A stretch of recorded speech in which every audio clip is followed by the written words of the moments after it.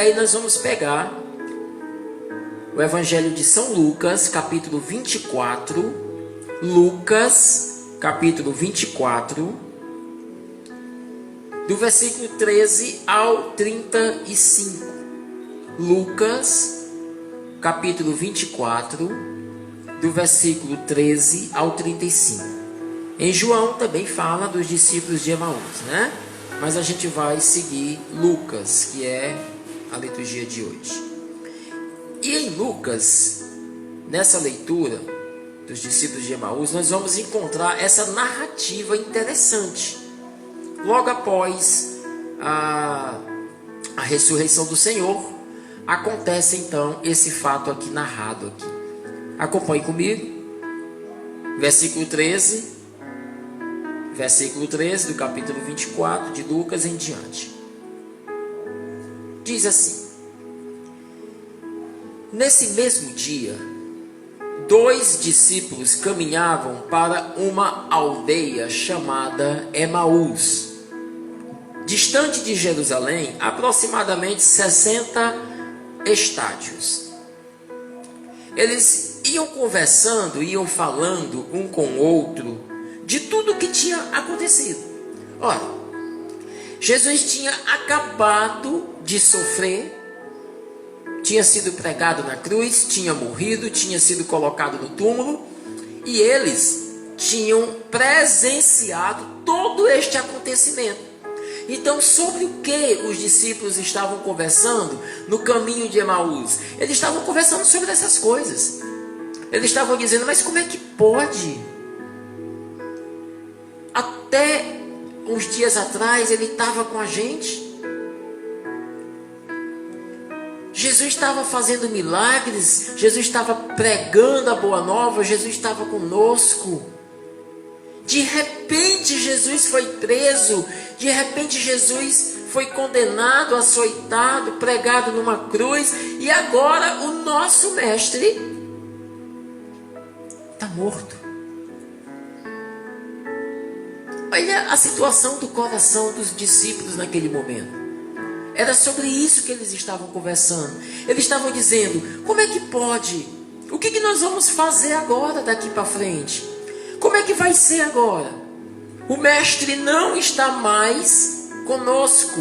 Quem é que vai nos orientar? Quem é que vai nos aconselhar? Quem é que vai nos proteger? Quem é que vai nos dizer o que fazer?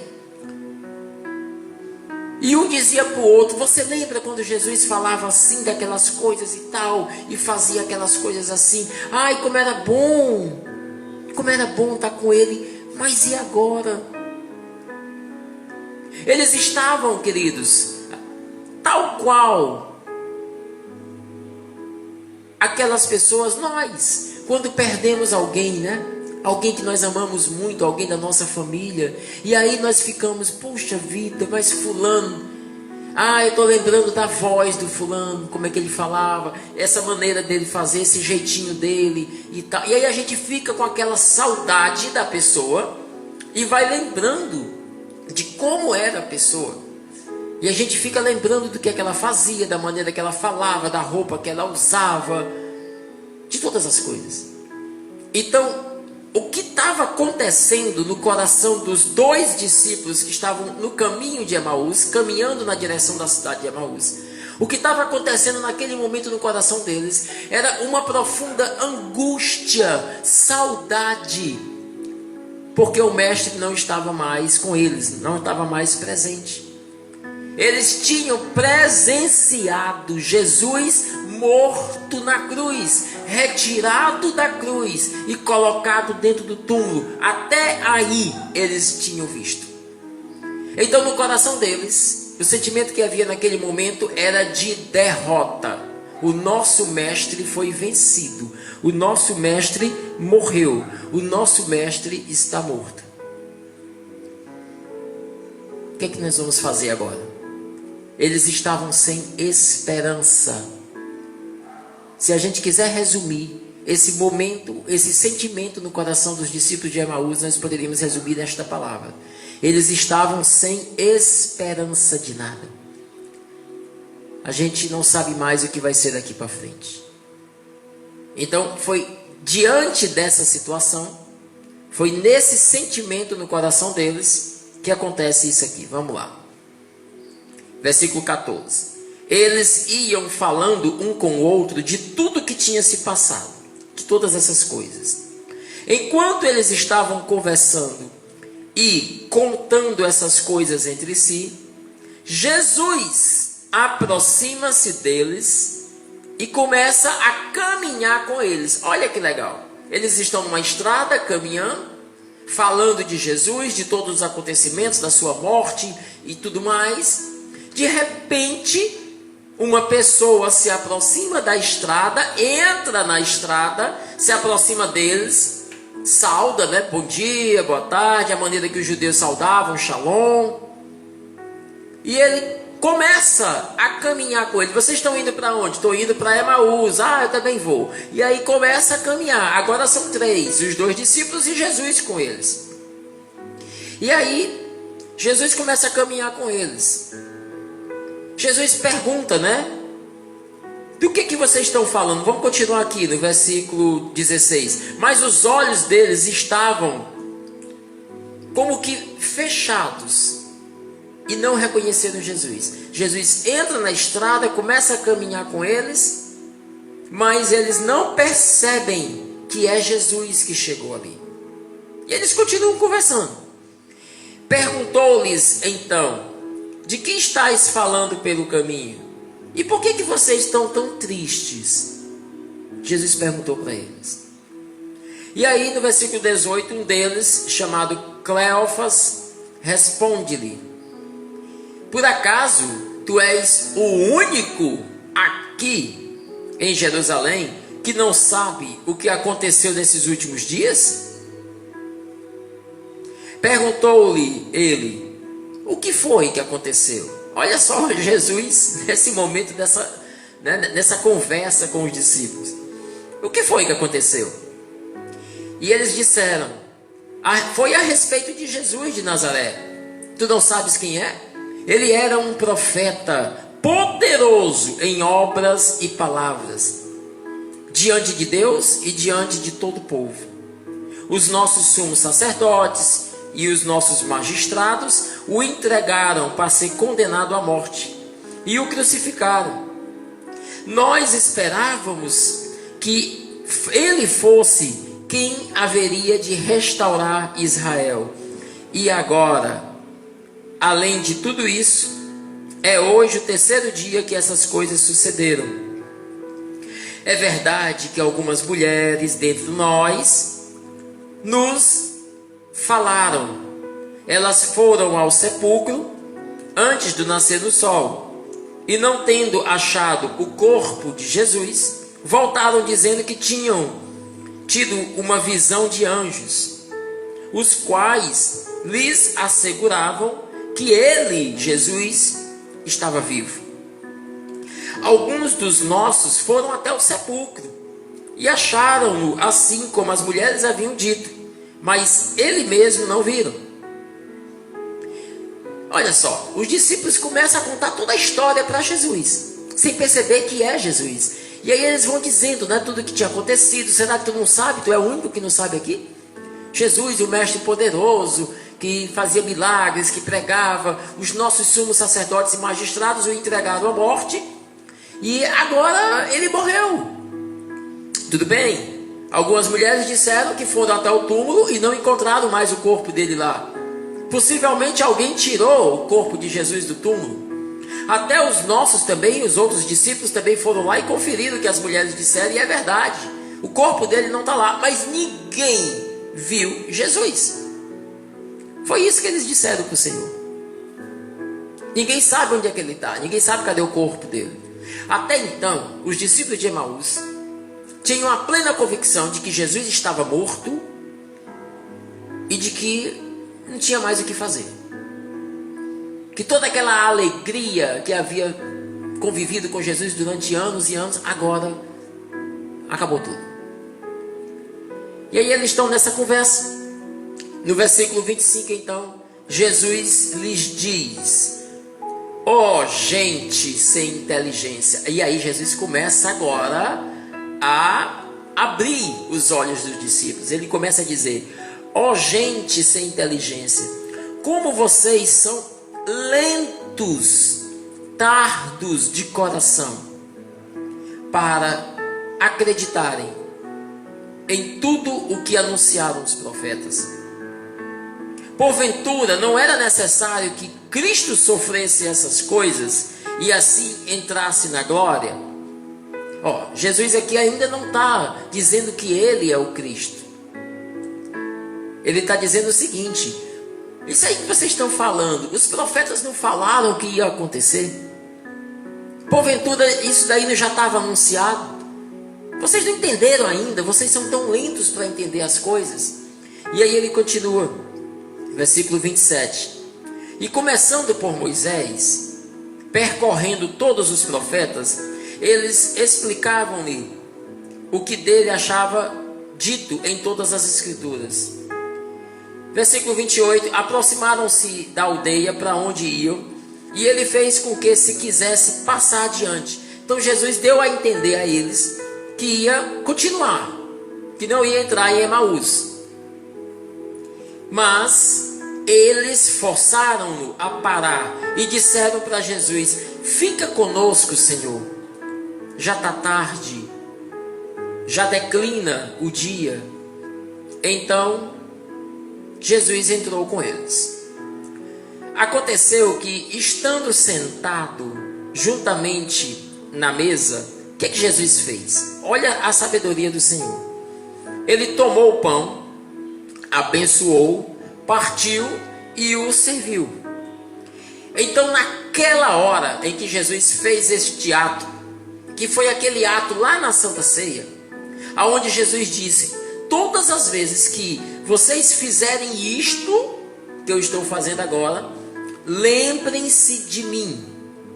Lembrem-se de mim. E aí ele faz o ato do repartir o pão.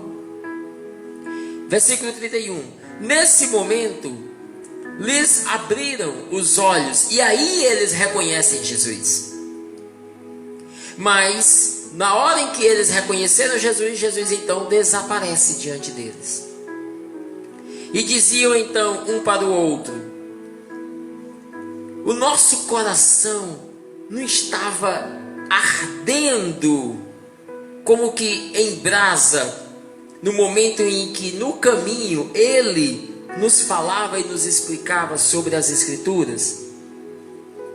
Levantaram-se na mesma hora e foram correndo para Jerusalém. Acharam aí reunidos os outros 11 discípulos e os que com ele estavam. Todos diziam: o Senhor ressuscitou verdadeiramente e apareceu a Simão. Eles, por sua parte, contaram o que lhes havia acontecido no caminho e como o tinham reconhecido ao partir o pão. Palavra da salvação. Glória a vós, Senhor. É uma passagem muito interessante, porque ela mostra dois momentos na vida dos discípulos. Uma hora Jesus está com eles e eles não o reconhecem, e depois eles passam a reconhecer Jesus. E o que eu gostaria que nós meditássemos nessa palavra, para que a gente pudesse orar com ela, era a compreensão de que, mesmo estando com Jesus ao nosso lado, muitas das vezes nós não o vemos, nós não o reconhecemos. Então, assim, isso nos faz entender que não nos basta apenas caminhar com Jesus. Os discípulos estavam caminhando com ele na direção de Emaús, ele estava do lado dele, mas não o reconheciam.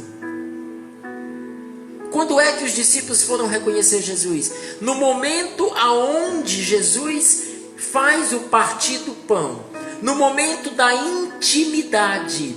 O partir o pão, sentar na mesa para um judeu significa intimidade. Quando alguém era convidado para sentar na mesa ao seu lado, e a mesa dos judeus não é uma mesa como essa, assim alta, ela é no chão, eles literalmente sentam no chão. E para eles poderem partir o pão, para eles poderem pegar um alimento que está ali sobre a mesa, Eles precisam quase que deitar em cima do outro que está do seu lado.